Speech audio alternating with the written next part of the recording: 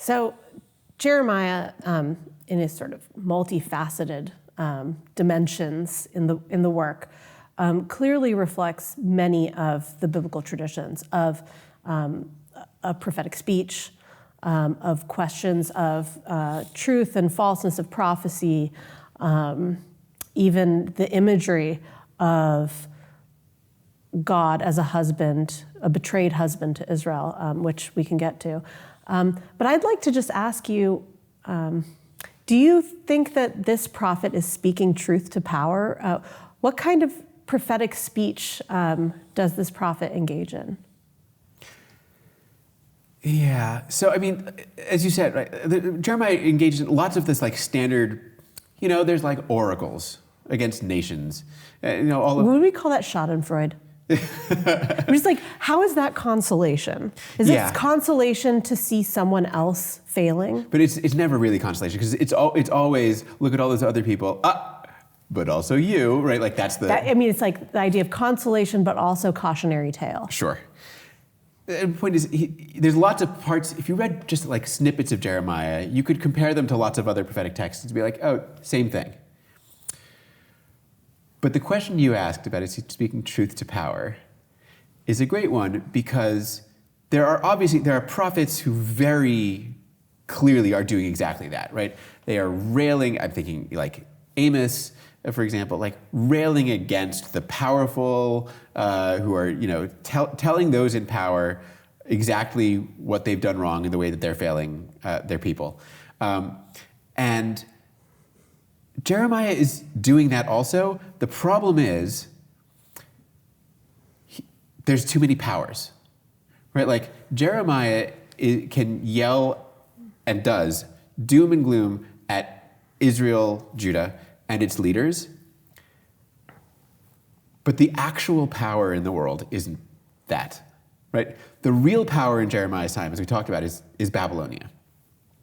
And Jeremiah's message with regard to Babylonia is, as you mentioned, is like, that is a power and an empire sent by God, and it is our job as Israelites, as Judahites, not to fight back. Right? It's our job to say, this is God's will, and we should just take it. So, how do you square that with theology? Like, what is the theological message here? Is the theological message receive God's reproof, just take God's punishment, and hopefully a next generation will be able to, renew itself? Or yeah, in some sense, yes. It's funny actually to think, Jeremiah is traditionally the author of Lamentations, right? And also Kings, which is weird. Right. But it's really interesting to think about, like, Lamentations, right? The message is very much like, okay, we screwed up, we deserved punishment, but not this kind of, like, not this bad. This goes beyond what we expected. Whereas Jeremiah seems to be like, no. That's exactly what we should be expecting, right? This is exactly the way that it's supposed to happen. And it's funny because, I don't know, I read Jeremiah, Isaiah says something relatively similar, right? So, that Assyria is the rod of, is like the staff of the Lord, right? It's the thing that God is sending to inflict punishment. And obviously, once you say that, probably, like, are you supposed to fight back against that? But Isaiah in the same breath says, like, yes, God is sending them, but there's a consolation, right? Like, there's a prospect of hope. And I do wonder, if we already see within the book of Jeremiah the backlash against such a hopeless message. So in Jeremiah 26, right, and he's giving, more of his sermons. So I'm reading here from Jeremiah 26, verse 7. The priests and the prophets and all the people heard Jeremiah speaking these words in the house of the Lord. And when Jeremiah had finished speaking all that the Lord had commanded him to speak to all the people, then the priests and the prophets And all the people laid hold of him, saying, "You shall die. Why have you prophesied in the name of the Lord, saying, 'This house shall be like Shiloh, and this city shall be desolate without inhabitant?'" And all the people gathered around Jeremiah in the house of the Lord. When the officials of Judah heard these things, they came up from the king's house to the house of the Lord and took their seat in the entry of the new gate of the house of the Lord. Then the priests and the prophets said to the officials and to all the people, "This man deserves the sentence of death, because he has prophesied against this city, as you have heard with your own ears." So I don't think people were very happy with this. And to me, it's very interesting, just like the preservation of this text also within the canon. Like, why would such a rejected message by the people, and also one that seems to go against the Deuteronomistic theology as well, of maybe the insufficiency of the centralizing of the cult and the elimination of alien cult practices as a way to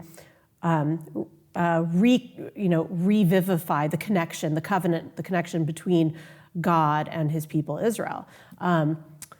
It seems like a strange message to keep. It is, except he was right.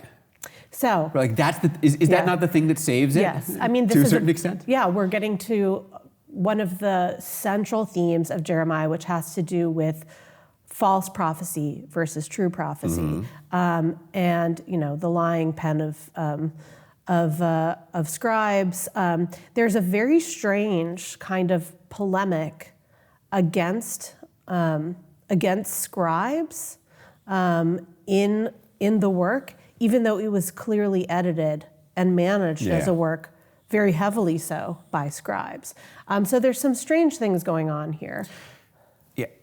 So when I think about Jeremiah, as you talk about this, like this strange message and this rejected, the people don't like hearing it because he's saying something terrible about them.